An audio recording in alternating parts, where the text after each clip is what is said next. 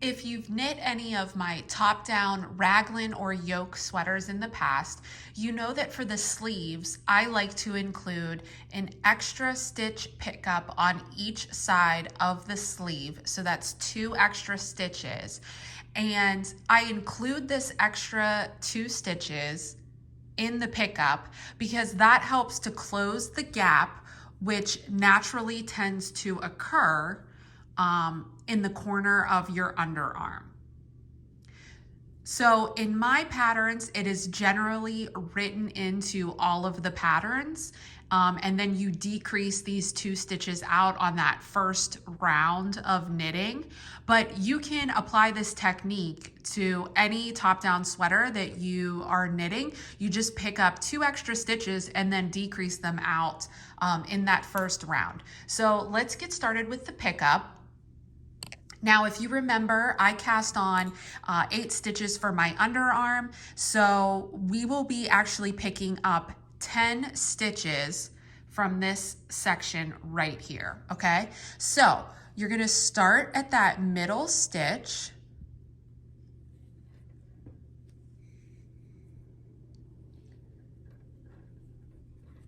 and just pick up and knit 1,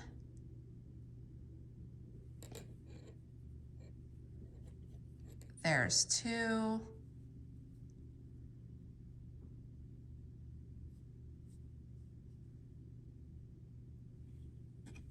there's 3,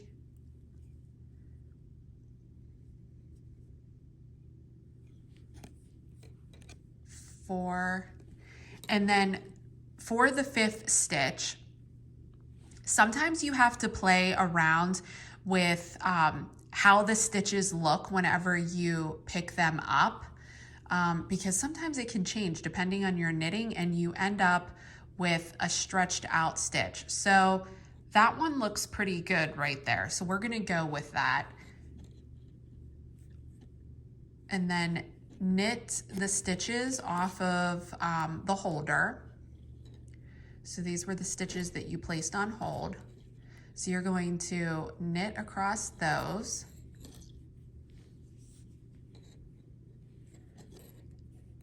And then I'll show you what it looks like on the other side.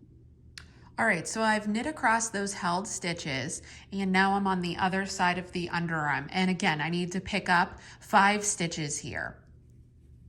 And sometimes this side of the underarm, for whatever reason, is the one that I tend to like, I'm like, okay, I'm gonna pick up this stitch. Let's see what it looks like. And see how stretched out that looks? So I'm like, I don't like the looks of that. So just drop it and, you know, try down here. And that, look, that looks a lot better. So we're gonna go with that stitch right there. So then,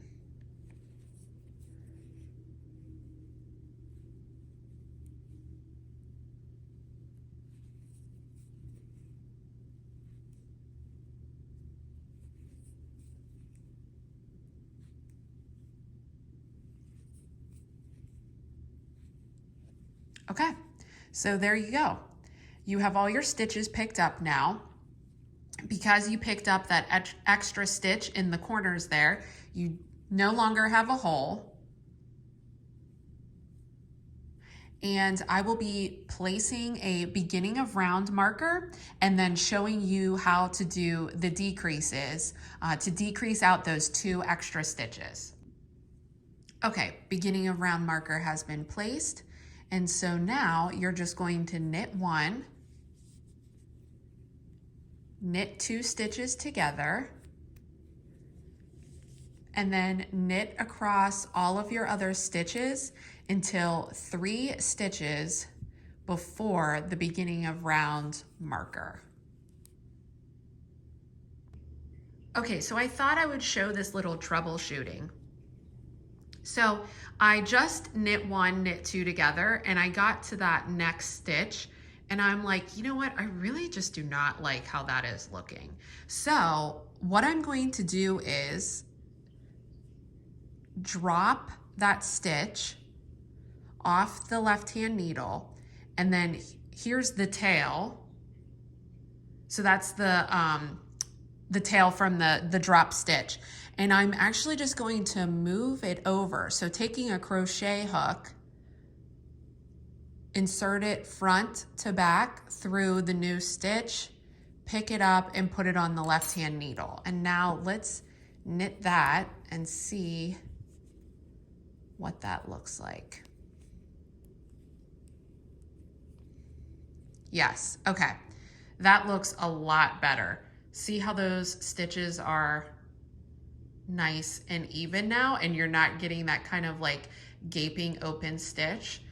So that's what I was talking about in the beginning of the video, that on that first round of the stitches that you picked up, you can play around with them. And if you don't like how they're looking, then just drop the stitch off the left-hand needle and use your crochet hook to then pick up a new stitch.